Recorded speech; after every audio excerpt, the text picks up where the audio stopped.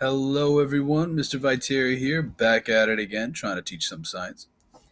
So, we were talking about the theory of island biogeography, and we were talking about big islands can support more creatures, more beautiful species, and that is measured in species richness, which is basically a buzz term. But now we're going to look at it at a different perspective. Okay, we're going to look at it as if an island is full or not, and two parameters. We're going to look at immigration and extinction. Let's first look at this. If an island is empty, that would be over here. If an island is full, and we can think of that with creatures. You can think of it as the mall. Okay, if the mall's empty or if the mall's full. All right. Now, if the mall is empty, a lot of people probably going to go to the mall. It's empty. Okay, you got perfect parking, so a lot of people are going to go. Notice that immigration is very, very high when the island or the place, the forest, any place, is pretty much empty. Now, as the forest, island, wherever place gets full with many, many different species, notice that new species don't come, so immigration actually decreases. So that's basically what this is telling you right here. Let's take that same graph. This is a great graph. If you understand this graph, you're way above the curve here. And let's look at the empty island versus the full island. Okay. If the island is empty, then extinction rates are going to be relatively low. You can think of it like this. Since there's nothing in the island, there's no other organisms in the island, there's no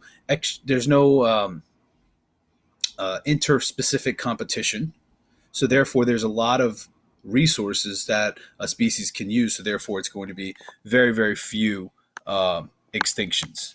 Now, when that island gets full, now there's going to be an increase in the rate of extinctions of different species. This is the theory of island biogeography. I'm going to take it a little step further. Okay. This image is basically telling you between a small island and a large island.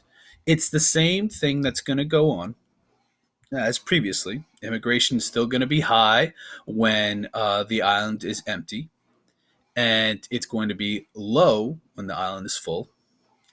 But the difference between here is if there's a large island over a small island. In a large island, there's going to be higher immigration than there is in a smaller island. So a smaller island is not going to get as many species as a larger island. So it's just showing you a different shift here. Okay. And now for extinctions, same thing is happening as here. Extinction is going to be low when the island is relatively empty. But a small island, you're going to notice, is going to have more extinctions. Okay, notice that rate is slightly higher than a larger island. The larger island will be a slightly smaller in that aspect. All right, let's continue here.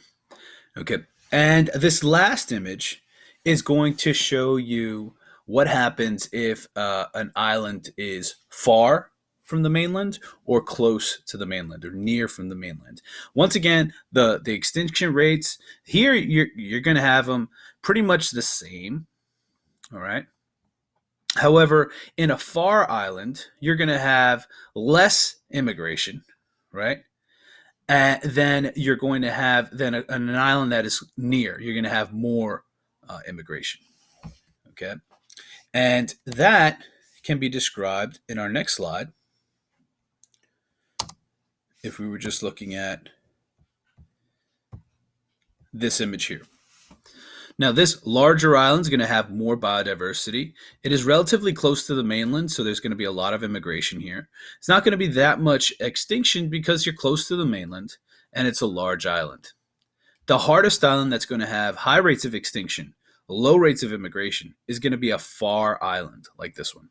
So in this far out island over here, you're going to have very few biodiversity. Number one, it's small. Number two, it's far from the mainland. Those are two things that are going to really, really make this, okay, very, very small in biodiversity. The species that do live on this island are going to have a high rate of extinction as well, because they're so far from the mainland. They can't seek shelter. They can't get food. If there was a tsunami, aka tsunami, it's going to come. It's going to wipe out everything.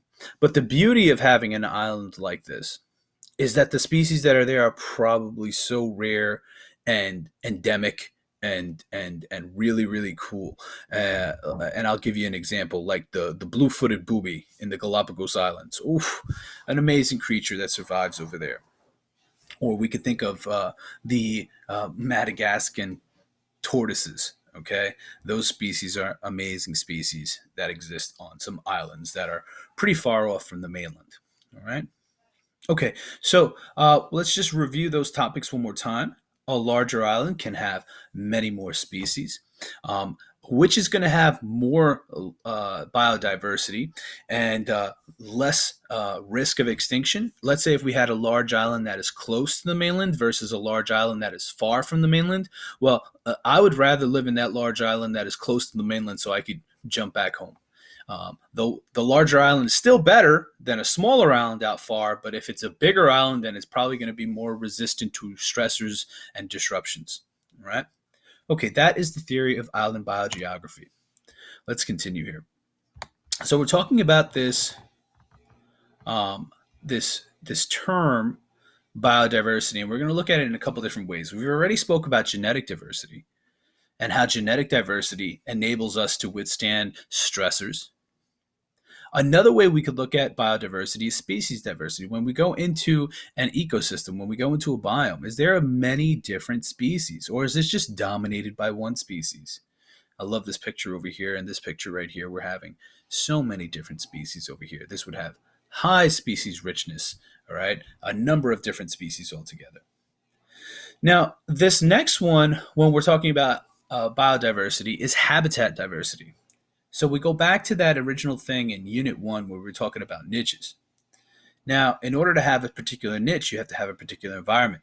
If your if your planet has high habitat diversity, this is going to lead to high species diversity because different types of habitat, like mountain ranges, deserts, streams, rainforests, dry areas, wet areas, high areas, low areas. This is going to increase the type of niches, which is then going to increase the type of species that can live there. All right. Okay. Well, talking about habitat diversity a little bit more, let's just look at this picture right over here. Notice all these different places, the understory, the midstory, the top layer, canopy. All right. These are all going to have different niches, different places for many different organisms. So habitat diversity coincides. If you have rich habitat diversity, then you're going to have multiple biological diversity or species diversity. Now, when in the world would we not have habitat diversity? Well, when we form monocultures or farming, sometimes we knock down a whole forest and we basically kill everything and we plant one type of crop. When we do that, we are not diversifying our habitat. And therefore, there could be some living species that can live there. However, we're decreasing the amount of species diversity because we're only planting one type of crop. You can think of it like this: if we're just planting corn, what happened to all the birds that used to nest in those trees? What happened to all the insects that used to feed in those trees? All the different trees produce different types of fruits. What about the organisms that ate those fruits? Okay, so having rich habitat diversity is necessary. Once again, you can see how habitat diversity can be affected by farming, monocultures, mono meaning one, monoculture meaning one type of crop, but also an invasive species. An invasive species can come and now it's going to decrease the species diversity because you're just going to have one type of species. It's a little different from habitat diversity, but hopefully you understood where I was going with that. Another thing that you need to look at when you're looking at biodiversity is species evenness, okay? And try to understand what species evenness means in regards to species richness. So in this slide right here, I love this slide, we have the same species richness for two communities. Now, species richness is the number of species. So we have this type of tree, this type of tree, this type of tree, and this type of tree. We have four different types of trees. And in this community, we have one, two, three, four different types of trees as well. So if I wanted to take species richness as the only way I could measure um, the biodiversity of an ecosystem, that wouldn't really paint a great picture. And the reason being is that, well, let's look at the percentages, aka species evenness, of each one of those species. Now, in community one, you have a 25, 25, 25, 25 split. This is very, very even. Okay. Now, on community two, even though you have four different types of species, there is one dominant species. Okay. There is one dominant species that's primarily in this region. I love living in Woodbridge Township. Woodbridge Township, and if I was trying to make the analogy between the different cultures that are in Woodbridge Township, we have every single color in Woodbridge Township. Beautiful community, beautiful restaurants, beautiful diversity. Okay, it is not dominated by one particular type of species. All right. However, communities can change. All right. And one species could start to dominate and eliminate the other species. And here you look at the one that's in 70%. This is what species dominance looks like. So this would be a climax community. In a climax community, this would be the end result of succession. And sometimes that's not a good thing for biodiversity because what happens is one species beats out other species. All right, whether it's their roots get intertwined, they're better competitors, they grow higher, they block out the sun, they suck up more water, whatever they're doing, whatever the case may be, they're going to start beating out those other species. All right. So then what you have to think of is, are disturbances good? Okay. And when I say disturbances, I'm talking about, is a fire good? Is an earthquake good? Is a flood good? Is something that's going to destroy some of that area a good thing? Well, if a fire came, that might give the dominant species, it might eliminate some of the dominant species, and then perhaps an advantage would go to the other species. And then you might have species evenness again in an ecosystem. So, in an ecosystem, I want you to think of disturbances are not always bad. I told you before that major disturbances are horrible. However, slight disturbances are good. Okay? Understand the difference between species evenness, species dominance, and species richness. And although species richness is the same in these two communities, one is definitely more biodiverse than the other because in one is experiencing, community two is experiencing species dominance. All right? Okay. So here we're going to have four different categories of ecosystem service functions. I've introduced you to ecosystem service functions before by saying, what does the ecosystem provide for us? The amazing thing bees do for us by pollinating different types of plants, the amazing water cycle, of how nature basically cleans water for us and then provides water for us, and trees provide air for us to breathe. Well, the AP exam, and you need to know this, you need to know this, you need to know this, breaks this down into four different categories. All right. And it's provisioning, cultural, regulating, and supporting. In supporting and regulating, a lot of times you can get those tripped up. I wouldn't spend too much time trying to figure out the exact differences between that. Supporting, I want you to think of, could kind of intertwine all of these.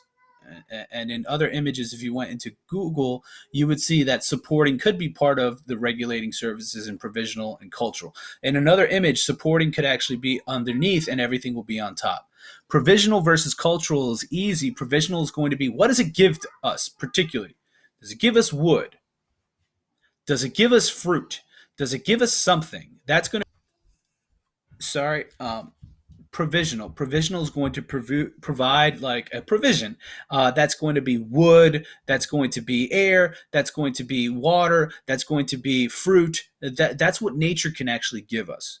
Okay, so those are provisional services. Thank you, nature, for giving us those things. Cultural services can be different. I want you to know this word. This word is aesthetic. That's like beauty, nature's beauty. And it could be somewhat spiritual. This is a huge category, guys. Don't think that it's not. Nature provides us with spiritual aesthetics. All right. In certain cultures, just walking on the grass to be one with nature is a big deal. Okay. And so if you were trying to write on an essay or on a free response, what does nature give us? And certain organisms, like the panda bear, I believe, is very lucky in certain cultures, or the whale in the Inuit culture is very spiritual. They celebrate this animal. All right. The cow in certain cultures could be very spiritual. It's an aesthetic type thing. So this is another valuable ecosystem service function that is provided for them. Okay. Now, regulating services. Now we're going to get to that weird stuff: supporting services and regulating services. And once again, don't overthink it. Supporting services could be something like nutrient cycling, soil formation. All right, primary production and habitat provision. And then regulating could be something that is basically regulating something like the water purification system, climate regulation, right? Flood regulation. That is regulating. I guess the best word in regulating services would be regulating. Okay, so flood regulating and climate regulating. Now, when you weren't thinking about climate regulating, what are you really talking about? Well, we're talking about CO2 levels. And if CO2 levels are high, then therefore climate is going to get warmer. If CO2 levels go down, then climate will get cooler. All right. We'll talk more about climate change later on. All right. I believe, let's see what slide we're on. Let's go a couple more. All right. Okay. So before, when we were talking about species evenness and species dominance, I was bringing up the point of ecological disturbances. All right. And I think when we first started this class and I asked you, is fires good, fires bad? I think most of you were saying fires are bad. Someone aced it and was like, nah, it really depends on the fire. And that's kind of where I wanted you to get to. All right. Now, once again, middle level disturbances are okay. Okay, they produce ecological change, and that might be good. And some species actually wait for a fire to germinate and do well. All right. But there are differences between There are differences between disturbances. There's anthropogenic, and that's a vocabulary term that you should know. Anthropogenic meaning man-made. And that would be something like an oil spill or some pollution. And then there's natural or non-anthropogenic disturbances, which would be wildfires, volcanoes, earthquakes, and tsunamis. All right. Now, if there was an established community, maybe this species is beating out the rest, a fire may start. All right. That fire may eliminate the weak, return the nutrients to the soil, and plants would start all over again and eventually reach that climax community. All right. All right. So now we're going to talk about succession. All right. And going back to those pioneer species. So ecological succession is a change in species over time. It basically starts on bare soil and then will end in a climax community. Now, there's two different types of succession, primary and secondary. Okay. But basically, when you hear that term ecological succession, you're thinking of a change in land over time. All right.